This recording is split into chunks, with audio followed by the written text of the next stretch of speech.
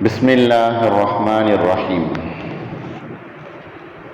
ولو نشاء لمسخناهم على مكانتهم فما استطاعوا مضيا ولا يرجعون. சூரா யாசீனுடைய 67வது வசனம். தொடர்ச்சியாக சூரா யாசீன் ஆரம்பிக்கப்பட்டு இன்றைக்கு 44வது வகுப்பாக சூரா யாசீனில் 67வது வசனமாக நடந்து கொண்டிருக்கிறது. அதில் இந்த வசனத்தில் வலவ் நஷாஉ லமஸக்னாஹும் அலா மகானதிஹிம் ஃபமஸ்ததாஉ முதியம் வலா யர்ஜிஊன். தொடராக அல்லாஹ் மேலே உள்ள ஆயத்தினுடைய தொடராகவும் அல்லாஹ் இந்த ஆயத்தில் சொல்லி கொண்டு வருகிறார். நேற்று படித்த ஆயத்திலே, நேற்று நடத்திய அந்த வகுப்பிலே, அவர்களுடைய கண்களை நாம் போக்கியிருந்தால் அவர்களுக்கு பார்வை போய்விடும், அவர்கள் அதை வேகமாக விரைவாக அவர்களுடைய பாதையிலே அவர்கள் நடக்க முடியாது என்பதை அல்லாஹ் சொல்லி காட்டுறான்.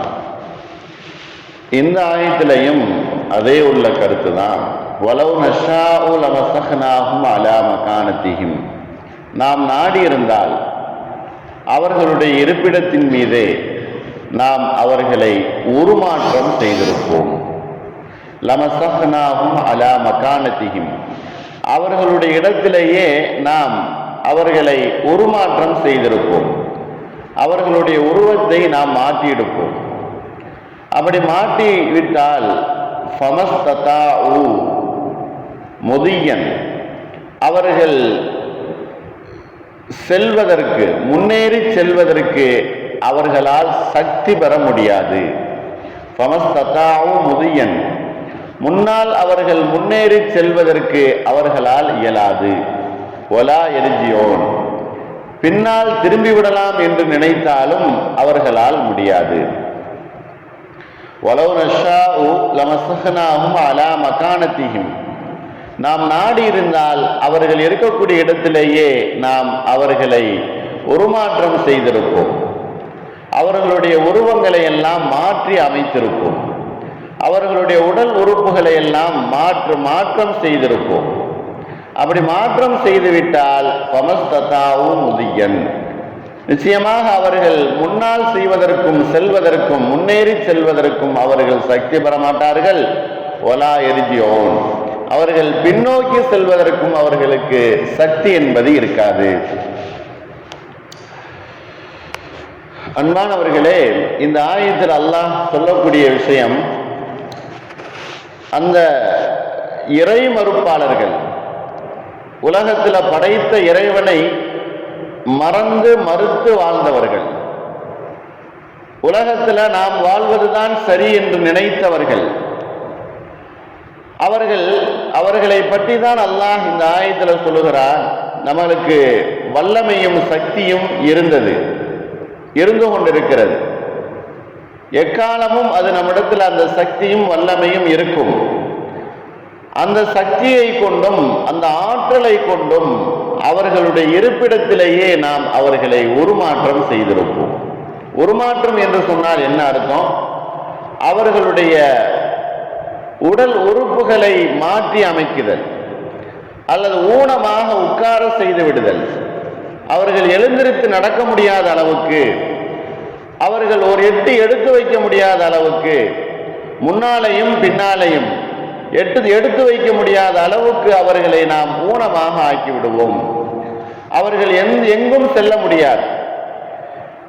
நாம் தமிழிலே சொல்வதாக இருந்தால் ஒரே இடத்திலே உட்கார்ந்து இருக்கக்கூடிய சப்பானியாக நாம் ஆக்கி விடுவோம். அவர்கள் முன்னாலையும் பின்னாலையும் எந்த பக்கமும் அவர்கள் நகல முடியாது. அப்படி அவர்களுடைய உடல் உறுப்புகளை நாம் மாற்றி விடுவோம். கைகளை வைக்கக்கூடிய இடங்களை விட்டும் வேறொரு இடத்திலே அவர்களை நாம் மாற்றி விடுவோம். அவர்களுடைய கண்கள், அவர்களுடைய நாவு, அவர்களுடைய வாய், அவர்கள் முகத்தில் இருக்கக்கூடிய உடல், அந்த உறுப்புகளை நாம் வேறொரு பக்கம் மாற்றி அமைத்து விடுவோம். இப்படி அவர்கள் செய்துவிட்டால் அவர்களை அவர்கள் ஒருபோதும் சக்தி பெற மாட்டார்கள். எழுந்திருத்து நடப்பதற்கோ அல்லது அவர்களிடத்துல ஏதாவது ஒரு வேலைகள் செய்வதற்கோ அல்லது அடுத்தவர்களுக்கு வேலை செய்து கொடுப்பதற்கோ தன்னுடைய வேலையை தானா செய்து கொள்வதற்கோ அவர்களால் இயலாது. அதைத்தான் இந்த ஆயத்தில் அல்லாஹ் சொல்லுகிறான், இப்படி நாம் அவர்களை மாற்றிவிட்டோம் என்று சொன்னால் அவர்கள் முன்னாலும் செல்ல முடியாது, அவர்கள் பின்னாலையும் செல்ல முடியாது. அப்படிப்பட்ட சக்தி வாய்ந்தவர்களாக நாம் இருந்து கொண்டிருக்கிறோம். கருணையினால் அல்லாஹ்வினுடைய கருணையை கொண்டு அல்லாஹ் அவர்களை விட்டு வைத்திருக்கிறார். இதற்கு நிறைய முஃபஸ்ஸிரீன்கள் விளக்கம் சொல்கிறார்கள். இமாம் ஹசன் பஸ்ரி ரஹ்மத்துல்லாஹ், அதே போல கத்தாதா ரஹ்மத்துல்லாஹி அலைஹி, இந்த ரெண்டு பேரும் அந்த ஆயத்துக்கு விளக்கம் சொல்லும் பொழுது அவர்களுடைய கால்களின் மீது நடக்க முடியாத அளவுக்கு நாம் அவர்கள் முடமாக ஆக்கியிருப்போம் என்பதாக அல்லாஹ் சொல்லுகிறார். முடமாக ஆக்கியிருப்போம், ஒரே இடத்திலேயே அவர்கள் உட்கார்ந்து விடுவார்கள். அப்படிப்பட்ட நிலையை அவர்களுக்கு நாம் ஏற்படுத்தியிருப்போம்.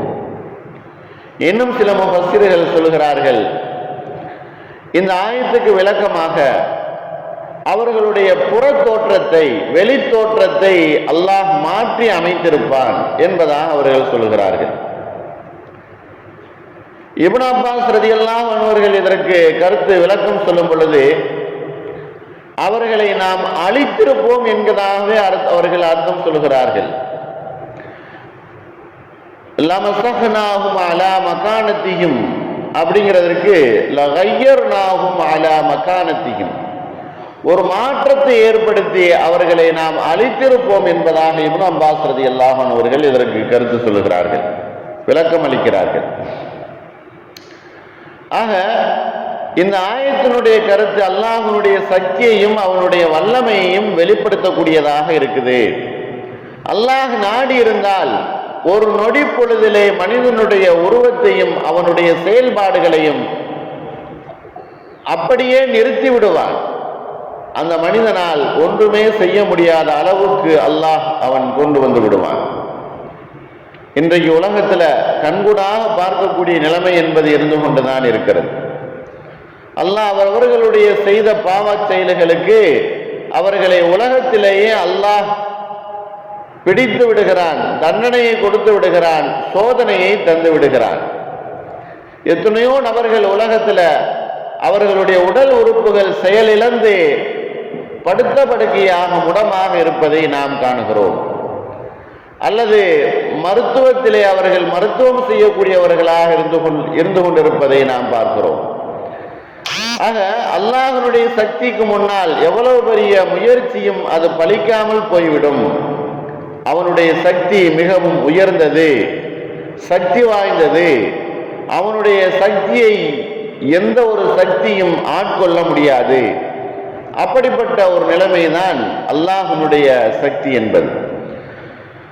இப்படி இவர்கள் மறுமை நாளிலே இந்த மாதிரி பாவச்சுமைகளை அவர்கள் செய்து வந்தார்களே, ஆனால் அவர்கள் எப்பொழுது உலகத்திலேயே பாவங்கள் செய்து கொண்டிருந்தார்களோ அந்த சமயத்திலே அவர்களை நாம் இப்படி உருமாற்றம் செய்திருப்போம்.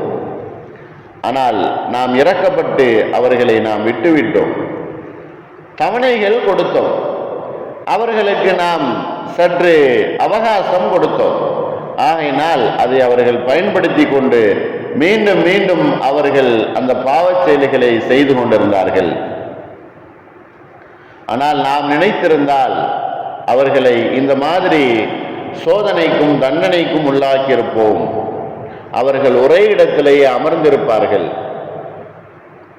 மறுபடியும் மறுபடியும் அவர்கள் பாவங்கள் செய்யாமல் இருந்திருப்பார்கள். ஆனால் அவர்கள் மீது நாம் இறக்கப்பட்டு விட்டோம். அவர்களுடைய பின் வாழ்க்கை திருந்துவார்கள் என்பதாக நாம் அவர்களுக்கு அவகாசம் கொடுத்தோம். ஆனால் அவர்கள் திருந்தாமலேயே இப்ப மஹ்ஷர்ல வந்து நின்று கொண்டிருக்கிறார்கள் என்பதை அல்லாஹ் இந்த ஆயத்தில் சொல்லி காட்டுகிறார்.